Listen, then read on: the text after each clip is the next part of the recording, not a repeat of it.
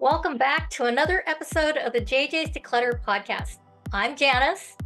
And I'm Julie. And today we're diving into spring cleaning.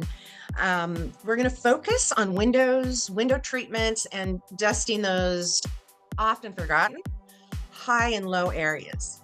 That's right. Spring is the perfect time to refresh your home, let the sunshine in through sparkling clean windows, and clear away dust and allergens.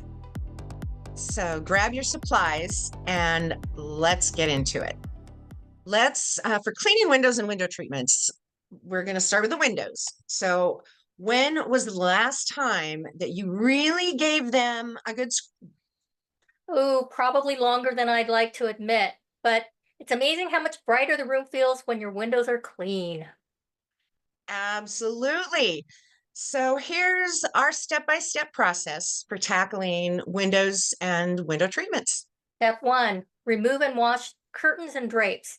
Always check care labels first to see if they're machine washable, because great, but if not, vacuum them with an upholstery attachment or take them to the dry cleaner. For heavier drapes, a steam cleaner is an excellent option to refresh without washing. If you have delicate or vintage fabrics, consider hand washing or spot cleaning to avoid damage. Very true.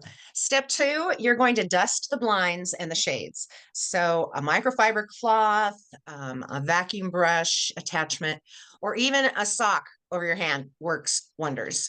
For deep cleaning, mix warm water with a little vinegar and wipe each slat individually.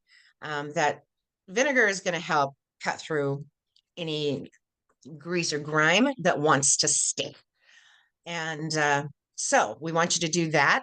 For fabric shades, if you use a vacuum with a brush attachment to remove the dust, that'll help freshen up the fabric.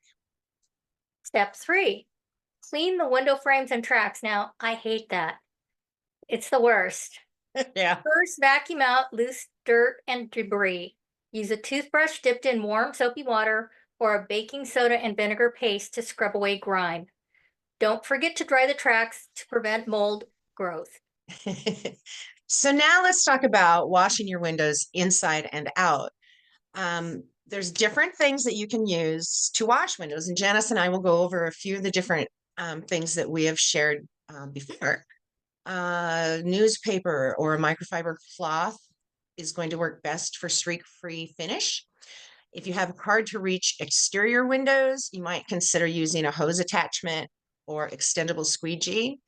And I know that I find at our home, I do the inside of the windows with, I have a Norwex cloth and just plain water, or I will use a microfiber cloth and hydrogen peroxide. Those are two that I probably use the most. And for the outside, we always use a squeegee. So we, scrub on one side, squeege the other.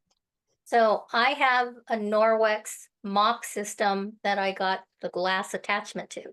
So I put that onto the mop head and I can reach up and get far my windows that are very high and just clean with water.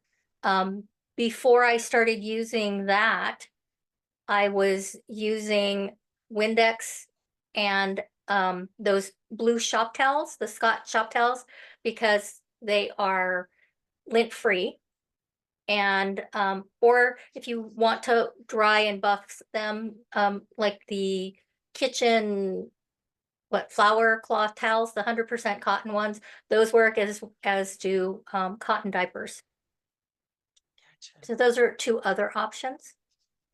So once the windows are clean, step 5 is polish the window and hardware and the handles. So wipe down with a damp cloth and a mild soap.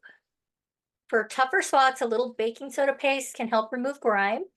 If you have brass or metal hardware, a bit of lemon juice and salt can restore shine.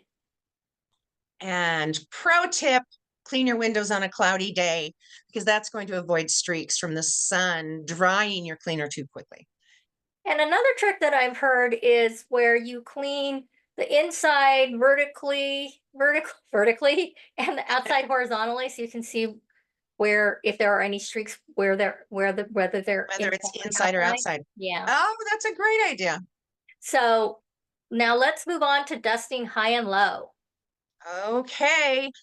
Dust collects in places we don't always think about.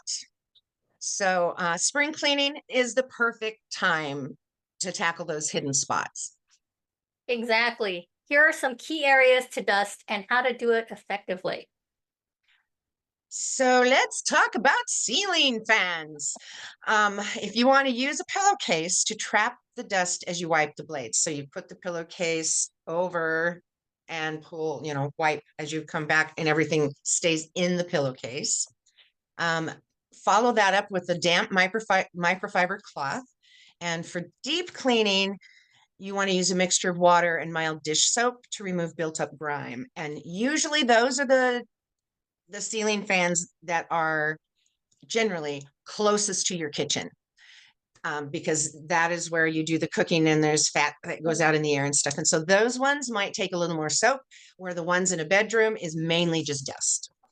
So we're going to talk about light fixtures and chandeliers. So if possible, remove covers and wash them in warm soapy water. For attached fixtures, use a duster or damp microfiber cloth to wipe away the dust. You can also use a lint roller to help remove dust from fabric colored fixtures. Okay, so let's talk about walls and corners. So a microfiber mop or duster will help grab cobwebs and dust that is in your high corners. And if you use a damp cloth to wipe down like high traffic areas where fingerprints and dirt accumulate, and the dirt accumulates there more because there's fingerprints there, so it is attracted to the oil. Um, anyway, if you have wallpaper, use a dry duster or vacuum with a brush attachment to avoid damaging the wallpaper. So that's one of the other things to pay attention to with your walls, ceilings, doors. What is it made of? What's the covering on it? Because you can really mess up wallpaper. And depending on the finish of your paint, whether it's satin or flat or really shiny, then that also can affect as you're dusting things on the walls. So let's talk about baseboards and molding. Wipe them down with a damp cloth and a bit of soap. A magic eraser works great for scuff marks. It really does. For It deep does. cleaning, use a toothbrush to scrub detailed moldings. Um, and the other thing, I mean, if you if you if you have listened to any of our other podcasts, we did cover how to dust with a balloon. So if you missed it, go back and listen to it. You need to know how to dust with a balloon. Everybody needs to know how to dust with a balloon. But The the anyway. the other thing about the baseboards is after you've cleaned baseboards, you can take a dryer sheet and Mhm. wipe it along. Janice taught me that. Take a dryer sheet and wipe it along your baseboards, and that keeps them from getting dust too quickly. It just helps repel that. So that's cool. So let's talk about vents and air returns. So here we go. You want to remove the vent covers. Yes, yes, you do. And vacuum inside. Wipe the covers before you put them back. I usually wash mine in the sink and use a brush. If they're especially dusty, then soak them in warm soapy water before drying and reinstalling. And the other vent to think about, which this one you would do more than once a year or should do more than once a year, is the vent over your stove. So there are the little, metal filters, I guess you call it. And those things get gunked up with oils and all that stuff. So it's really, really good idea to pull that down too. If you're going to be doing vents and air returns, go ahead and do this one at this time also. But we're going to remind you to do it again in a few months, depending on how much you cook. And one of the other vents that we don't often think about, but there is a fan in there, is the one in your bathroom, the exhaust vent. So those kind of need to be cleaned too, dusted. Yeah, and with that bathroom vent, We well, we'll could talk do a about that in a whole minute. series on the bathroom. That's right. So door frames and the tops of cabinets. These areas often go unnoticed. And I mean, if you're short like I am, And like Julia's, it's like, but if you have somebody who's like 6'5" come over, like my daughter's boyfriend, he may notice that there's dust. So let's go ahead and tackle it at least once or twice a year. So get up on that step ladder and use a damp microfiber cloth or a duster Mhm. with an extendable handle and just wipe them down, and you won't have to worry about it. Absolutely. And as for the tall thing, Janice has shown you before too how she puts wax paper on the top of the cabinets. That's like a game changer. Now you can putting that on top of my kitchen cabinets. Now I can actually just wipe them off. Mhm. And before it was because they rarely finish the wood that's on the top of the cabinets because it's up. And so that grabs onto the dust and hangs onto it. So you either have to vacuum it or really scrub like with a Yeah, brush. And scrub, it's scrub, scrub. yeah. So if you And it take gets wax greasy up paper, there. yeah, yeah. Yeah. So if you take that wax paper and just, tape it here and there so that it's down, then you can just wipe up that dust so easy. It's fabulous.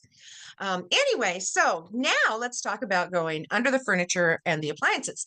So you want to move them and vacuum or mop underneath to remove the dust bunnies and the pet hair and the debris. Use a long handled duster to reach under heavy furniture without having to move it. Yeah. I always forget about vents, but cleaning them makes such a difference in air quality. Exactly. And if you're short on time, just set a timer for 10 minutes and do what you can. Small progress is better than none. That's, Progress, not perfection. yep. So that's a wrap on today's episode. We hope this inspired you to refresh your home this spring.